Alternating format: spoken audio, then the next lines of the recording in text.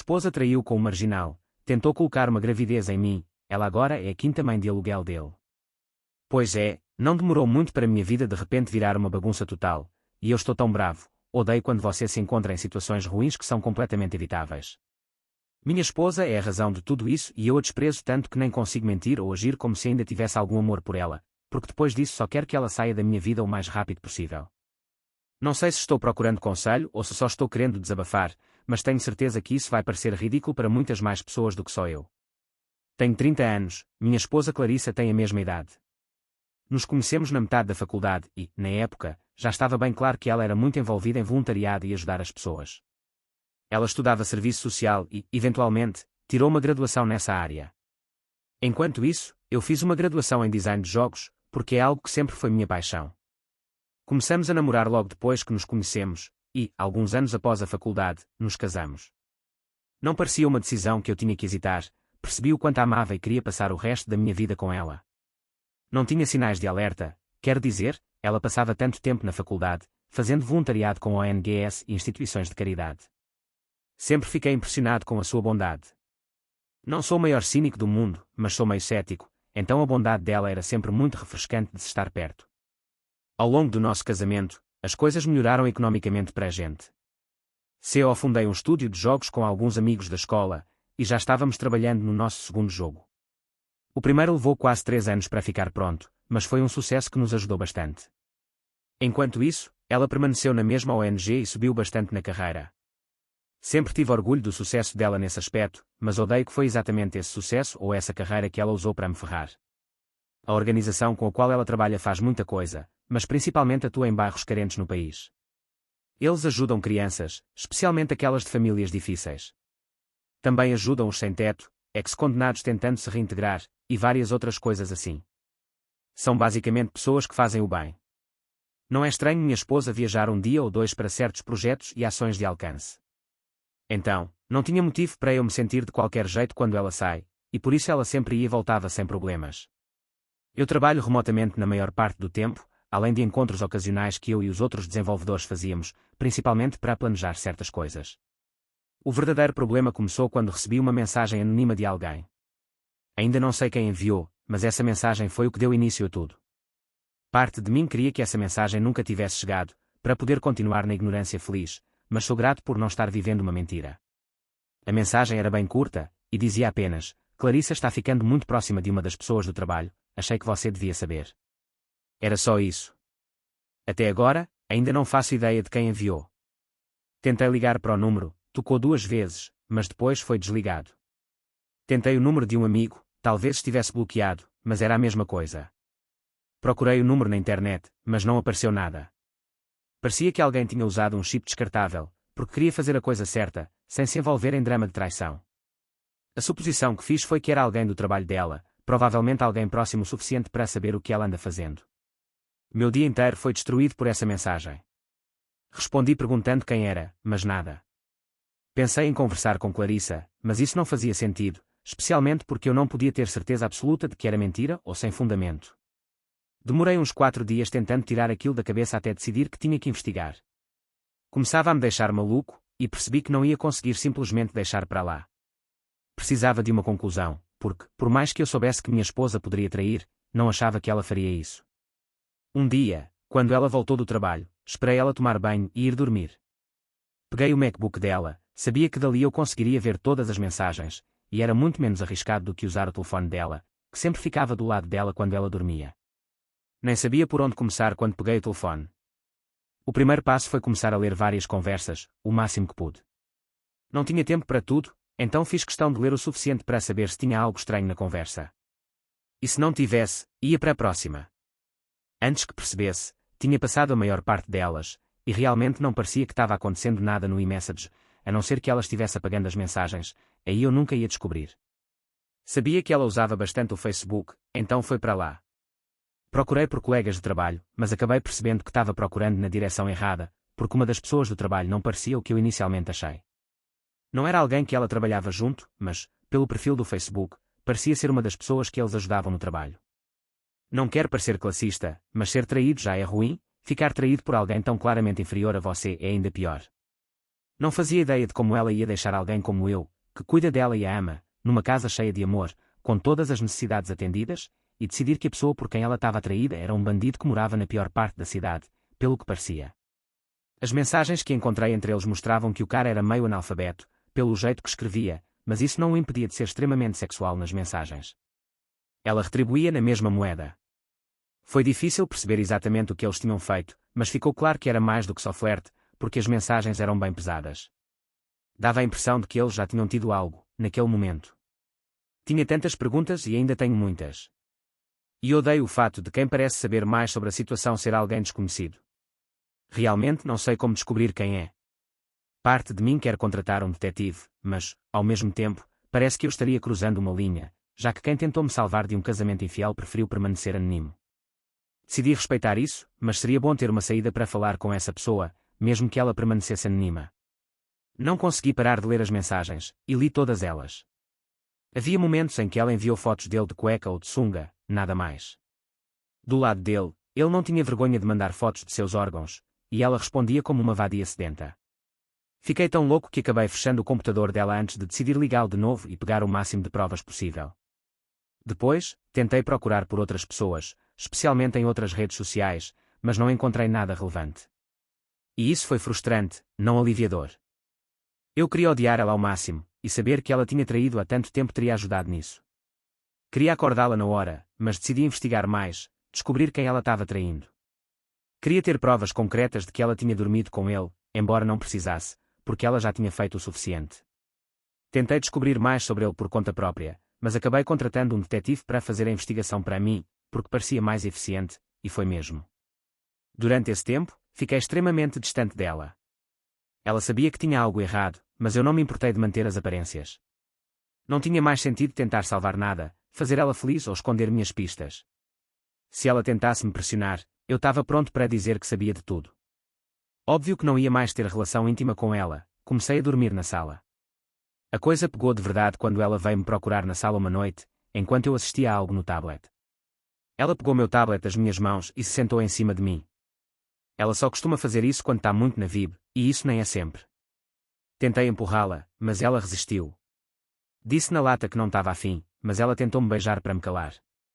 Não retribuí, tentei empurrar de novo, mas ela resistiu.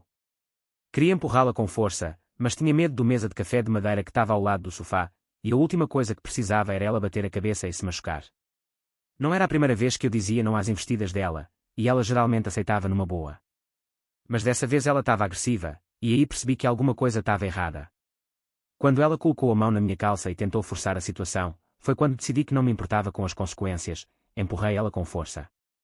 Felizmente, ela não bateu a cabeça ou se machucou. Perguntei o que tinha acontecido, porque deixei claro que não estava interessado. Ela não falou nada, só parecia estressada. Não parecia brava, como eu tinha imaginado, mas só estressada. Ela saiu do cômodo sem dizer nada mais, e eu sabia que tinha algo errado. Fiquei tão irritado com o toque dela, porque sabia que ela provavelmente estava transando com alguém, e isso me dava nojo. Naquele momento, achei estranho sentir tudo aquilo por ela, que eu amava quase completamente há um mês. Cerca de 1 hora depois, ela apareceu de novo dizendo que queria conversar, e voltou com um coquetel para mim e para ela. Ela perguntou o que tinha, mas eu não quis falar nada, só disse que estava tudo bem. Que o detetive ainda não tinha terminado o trabalho e eu queria ter tudo em mãos antes de agir. Ela insistiu, mas eu não tinha nada a dizer. Bebi o coquetel, ela disse que ia fazer outro, mas eu não estava a fim de beber mais, e percebi que ela estava tentando me fazer tomar outro gole. Ou ela drogaram, ou ela estava tentando me deixar bêbado. E é engraçado porque, naquele momento, uma ideia veio à minha cabeça, e mais tarde, aquela ideia se confirmou. Recusei as bebidas até ela ficar cansada, e nesse ponto ela parecia irritada. Ela foi dormir, e, quando tive certeza de que ela estava apagada, voltei ao laptop dela. Foi lá que confirmei o que tinha pensado antes. Vi as mensagens dela com o amante, de horas antes. O nome dele era Dwayne, aliás. Faça o que precisar com isso. Ela enviou fotos de um teste de gravidez, e as mensagens dela estavam em pânico. Ela expressava muito arrependimento por ter deixado ele não usar proteção, e ficava repetindo que ele tinha dito que ia tirar antes de ejacular. Na hora, minha cabeça quase explodiu. Me senti louco, achei que ia enlouquecer. Ele ficava agindo como se não fosse nada demais, e ela ficava falando que era por causa de que ela era casada. Ela disse, e cito, Dwayne, você estragou tudo, eu te amo, mas você estragou tão feio. Perdi a cabeça, corri para o quarto onde ela estava dormindo, mas ela nem acordou. Fiquei olhando para ela por horas, e não tenho orgulho disso, mas tive pensamentos sombrios naqueles momentos. Minhas emoções por ela eram horríveis. Não fiz nada, e acho que isso é o mais importante. Mas, meu Deus, naquele momento, percebi que a odiava de verdade. Eventualmente, me virei e fui dar uma caminhada. Não sei quanto tempo andei, mas eram 2 da manhã quando ela me ligou, dizendo que acordou para fazer xixi, mas não viu-o em casa e começou a ficar desesperada. Disse que estava bem, desliguei. Ela tentou ligar várias vezes, mas deixei tocar. A conclusão que cheguei, e tenho certeza que você já deve ter juntado as peças até aqui, é que o motivo de ela estar tão agressiva, tentando dormir comigo, e ainda tentando me embebedar, é porque a gente não tinha transado há muito tempo. Ela queria se certificar de que poderia colocar a gravidez em mim. Mas isso não ia rolar se a gente não tivesse tido relação, e ela queria forçar a barra. Se eu não soubesse do caso dela, provavelmente teria cedido naquele dia, e teria acabado sendo um cara com um filho que eu achava que era meu. Fiquei fora de casa até de manhã, e assim que pude, liguei para um advogado de divórcio, paguei o sinal na hora, e comecei a providenciar os papéis. Depois, liguei para o detetive, e perguntei o que ele tinha. Ele disse que ainda estava trabalhando em alguns aspectos, mas eu falei que não me importava, só queria saber o que ele tinha até aquele momento. Ele falou que esse Dwayne tinha sido preso uma vez por violência doméstica, uma vez por agressão e uma por posse ilegal de arma de fogo. Disse também que ele tinha 4 mães de aluguel, com 6 filhos ao todo. Claramente, um pacote completo. Ele não pagava impostos, parecia ter uma renda bem baixa. Falei que aquilo era suficiente, não precisava de mais nada dele. Fui pegar as provas impressas com o detetive, consegui pressionar o advogado a me entregar os papéis naquela noite. Clarissa tinha-me ligado um monte de vezes, o que não foi surpresa, mas eu mandei mensagem para ela dizendo que estava tudo bem e para parar de ligar, porque a última coisa que eu precisava era ela registrar uma pessoa desaparecida ou coisa do tipo. Voltei para casa naquela noite, ela estava desesperada, preocupada comigo. Quando entrei, ela começou a chorar e me perguntando o que tinha acontecido. Perguntou sobre minha saúde mental, se eu estava bem. Foi engraçado, porque naquele momento consegui ver as coisas que eu amava nela, mas não senti nada de amor. Falei que minha saúde mental estava uma droga, e que ela tinha culpa nisso. Ela parecia abaladíssima com isso, mas eu sentei, ela sentou do meu lado. Ela tentou-me tocar, mas eu afastei. Disse na lata que sabia de tudo, que ela estava com o Dwayne, e ela ficou chocada. Ela se afastou de mim no sofá, não sei se estava com medo de eu bater nela, mas eu esperava que sim. Falei que sabia de tudo, e que ela estava grávida do filho dele. Ela não disse nada, só começou a chorar mais, e não falou nada. Olhou para mim como se estivesse devastada. Pedi que ela se explicasse, e, ao invés de tentar minimamente dizer que nada tinha acontecido ou que se arrependeu, ela disse que não sabia como aquilo aconteceu. Segundo ela, tinha algo nela que a atraía nele. Perguntei como ela achava que ele seria bom o suficiente para ela, se ela não conseguiu colocar a vida dele em ordem. Ela disse que ele era um cara bom que tinha caído em tempos difíceis, e que ela conhecia bem esse tipo de pessoa por causa do trabalho dela. Naquele momento, percebi que ela estava defendendo ele, e aquilo era insano. Ela não tentou minimizar a traição, tentou explicar por que tinha acontecido. Disse para ela parar de falar, e que a nossa história tinha acabado ali. Ela não falou nada por um tempo, mas depois perguntou, você tem certeza que é assim mesmo? Ela parecia tão patética, e eu só me levantei para sair.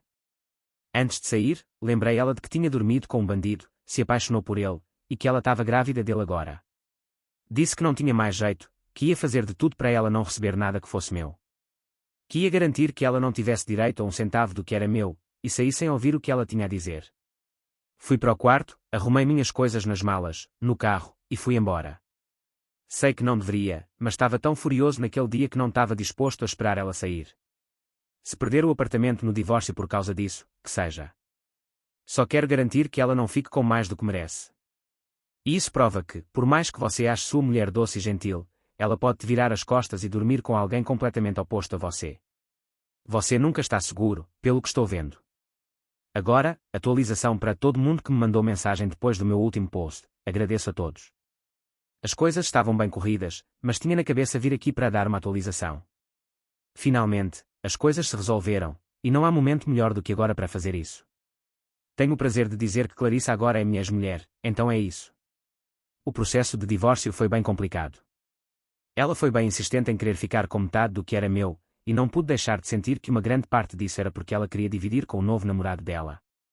Não tinha motivo para eu achar que ela não fosse procurar ele assim que percebesse que a gente não ia ficar junto mais. Meu advogado de divórcio foi ok. Não foi o melhor, mas o dela também não era melhor.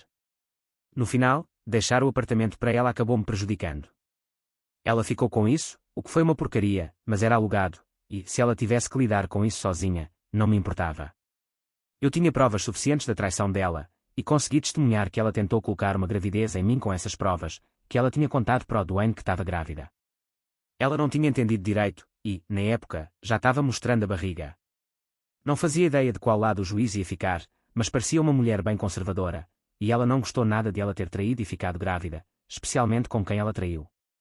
Enquanto ela ficou com a casa, ficou pouco mais. Ela conseguiu pagar o aluguel pelos próximos 6 meses, o que, chateadamente, saiu do meu bolso, mas a maior parte dos meus bens principais permaneceu intacta, e isso é o que importa. Escapou da pensão, e acho que isso é o mais importante. Ela está bem grávida, claramente vai ficar com o filho, e é louco pensar que ela tinha uma vida tão boa e resolveu ficar com a quinta mulher com quem esse cara teve um filho. Ele nunca casou com nenhuma delas, e foi essa a vida que ela escolheu para si, porque ele gosta de mim. É insano como mulheres podem ser tão iludidas quando querem um bad boy. Sei que não vai acabar bem para ela. Ela vai se arrepender rapidinho, especialmente porque o cara não é só pobre, mas também violento e tem ficha criminal. Não preciso nem falar que ela está errada, porque ela escolheu isso sozinha. Não desejo o melhor para ela, desejo o pior, e estarei lá para rir na cara dela, se for preciso. Só estou feliz por estar livre de tudo isso. Isso é o que importa mais para mim. Ela fez a escolha dela, e eu fiz a minha. Espero me recuperar e realmente ser feliz de novo. Vou continuar lutando por isso. Você fez a coisa certa ao acabar com tudo e colocar-se em primeiro lugar. Às vezes, por mais que você queira consertar ou segurar, precisa aceitar quando alguém escolheu o seu caminho. E não é você. Proteger sua paz e sanidade tem que vir em primeiro lugar, mesmo que isso signifique se afastar. E sim, divórcio é uma porcaria, não importa a situação. É bagunçado, doloroso, e parece uma batalha sem fim.